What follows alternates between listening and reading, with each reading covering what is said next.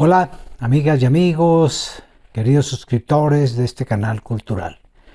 Bienvenidos como cada 15 días a nuestra ventana cultural número 43. Esta vez les traemos un personaje peruano.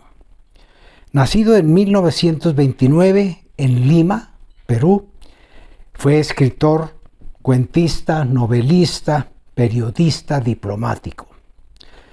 Considerado uno de los mejores cuentistas de la literatura latinoamericana, al lado de Julio Cortázar, de Jorge Luis Borges. Estamos hablando de Julio Ramón Ribeiro.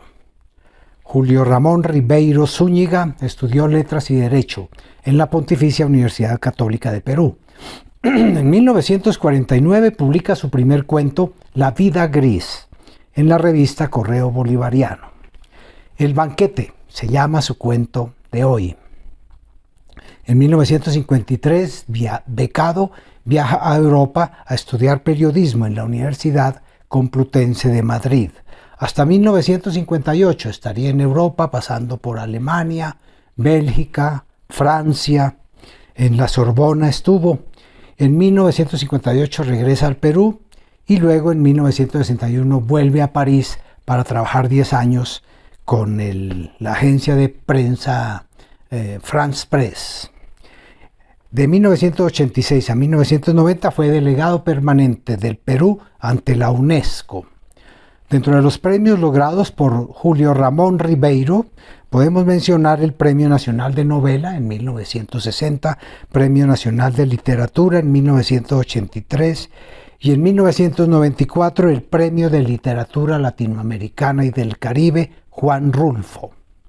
Dentro de sus obras, Los gallinazos sin plumas, La palabra del mudo, Solo para fumadores.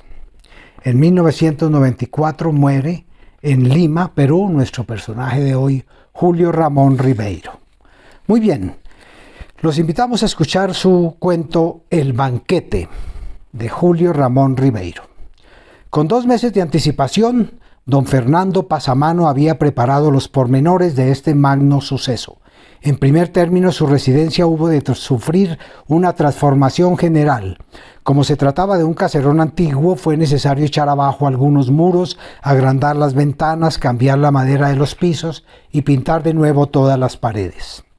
Esta reforma trajo consigo otras, y como esas personas que cuando se compran un par de zapatos juzgan que es necesario estrenarlos con calcetines nuevos y luego con una camisa nueva y luego con un terno nuevo y así sucesivamente hasta llegar al calzoncillo nuevo, don Fernando se vio obligado a renovar todo el mobiliario, desde las consolas del salón hasta el último banco de la repostería. Luego vinieron las alfombras, las lámparas, las cortinas y los cuadros para cubrir esas paredes que desde que estaban limpias parecían más grandes. Finalmente, como dentro del programa estaba previsto un concierto en el jardín, fue necesario construir un jardín.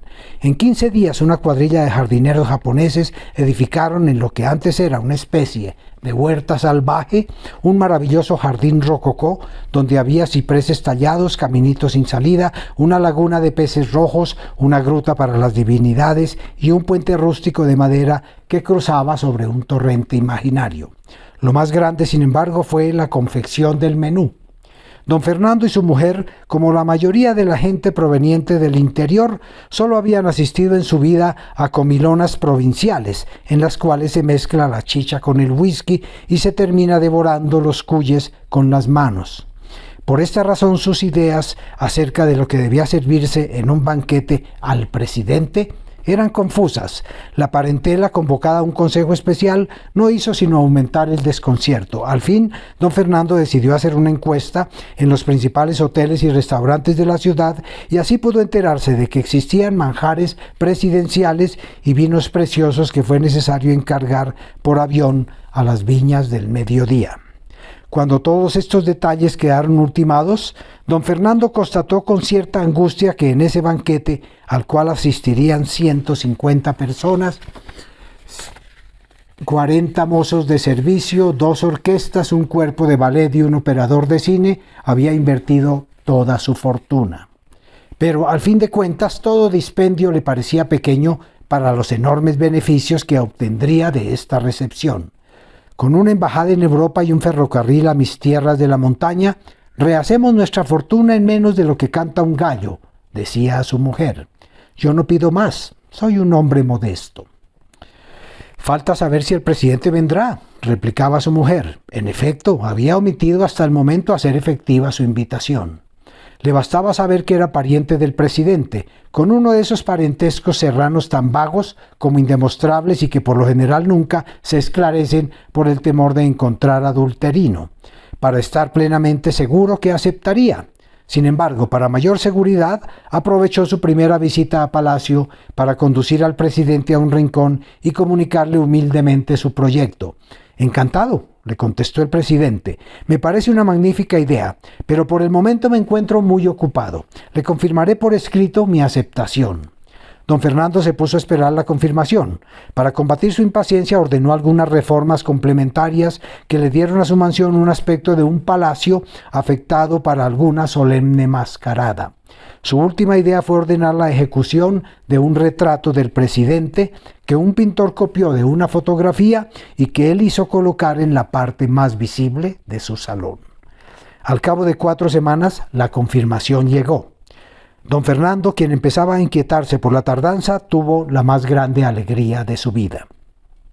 Aquel fue un día de fiesta. Salió con su mujer al balcón para contemplar su jardín iluminado y cerrar con un sueño bucólico esa memorable jornada. El paisaje, sin embargo, parecía haber perdido sus propiedades sensibles, pues dondequiera que pusiera los ojos, don Fernando se veía a sí mismo. Se veía en chaqué, en tarro, fumando puros, con una decoración de fondo donde, como en ciertos afiches turísticos, se confundían los monumentos de las 4 ciudades más importantes de Europa.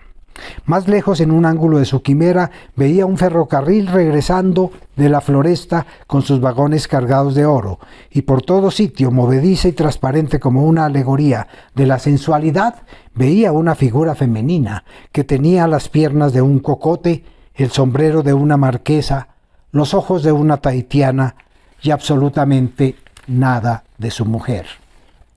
El día del banquete los primeros en llegar fueron los soplones. Desde las 5 de la tarde estaban apostados en la esquina, esforzándose por guardar un incógnito que traicionaban sus sombreros, sus modales exageradamente distraídos y sobre todo ese terrible aire de delincuencia que adquieren a menudo los investigadores, los agentes secretos y en general todos los que desempeñan oficios clandestinos. Luego fueron llegando los automóviles. De su interior descendían ministros, parlamentarios, diplomáticos, hombres de negocios, hombres inteligentes. Un portero les abría la verja, un ujier los anunciaba, un valet recibía sus prendas y don Fernando, en medio del vestíbulo, les estrechaba la mano murmurando frases corteses y conmovidas. Cuando todos los burgueses del vecindario se habían arremolinado delante de la mansión y la gente de los conventillos se hacía una fiesta de fasto tan inesperado, llegó el presidente. Escoltado por sus edecanes, penetró en la casa y don Fernando, olvidándose de las reglas de la etiqueta, movido por un impulso de compadre, se le echó en los brazos con tanta simpatía que le dañó una de sus charreteras. Repartidos por los salones, los pasillos, la terraza y el jardín, los invitados se bebieron discretamente, entre chistes y epigramas, los 40 cajones de whisky. Luego se acomodaron en las mesas que les estaban reservadas. La más grande, decorada con orquídeas, fue ocupada por el presidente y los hombres ejemplares, y se comenzó a comer y a charlar ruidosamente, mientras la orquesta en un ángulo del salón trataba de imponer inútilmente un aire vienés. A mitad del banquete, cuando los vinos blancos del Rin habían sido honrados y los tintos del Mediterráneo comenzaban a llenar las copas, se inició la ronda de discursos. La llegada del faisán los interrumpió y solo al final, servido el champán, regresó la elocuencia y los panegíricos se prolongaron hasta el café para ahogarse definitivamente en las copas del coñac.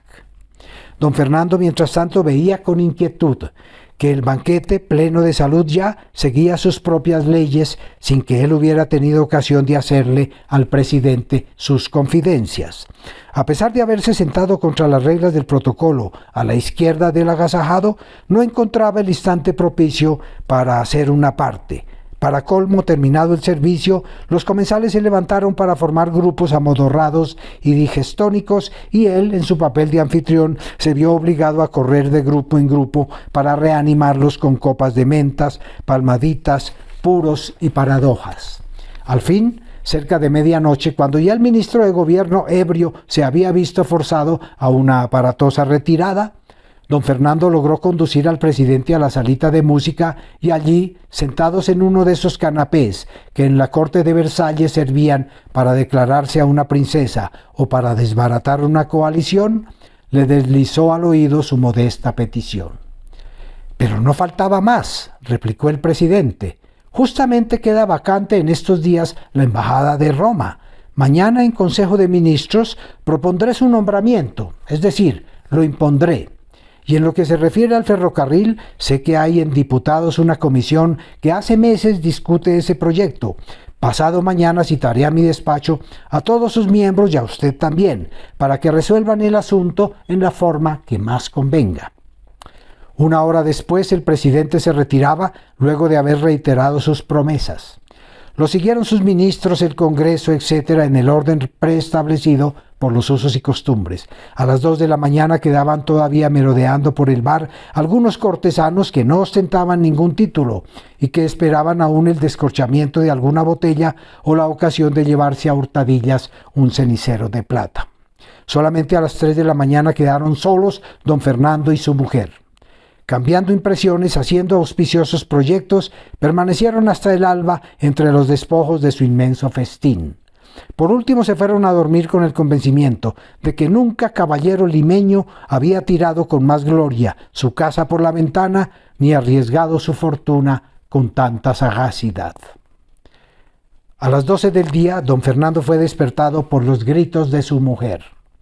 Al abrir los ojos, le vio penetrar en el dormitorio con un periódico abierto entre las manos. Arrebatándoselo, leyó los titulares y, sin proferir una exclamación, se desvaneció sobre la cama. En la madrugada, aprovechándose de la recepción, un ministro había dado un golpe de Estado y el presidente había sido obligado a dimitir. El banquete de Julio Ramón Ribeiro Zúñiga, gran cuentista latinoamericano de origen peruano. Muchas gracias por su atención, estimados amigos y amigas. Nos veremos en 15 días.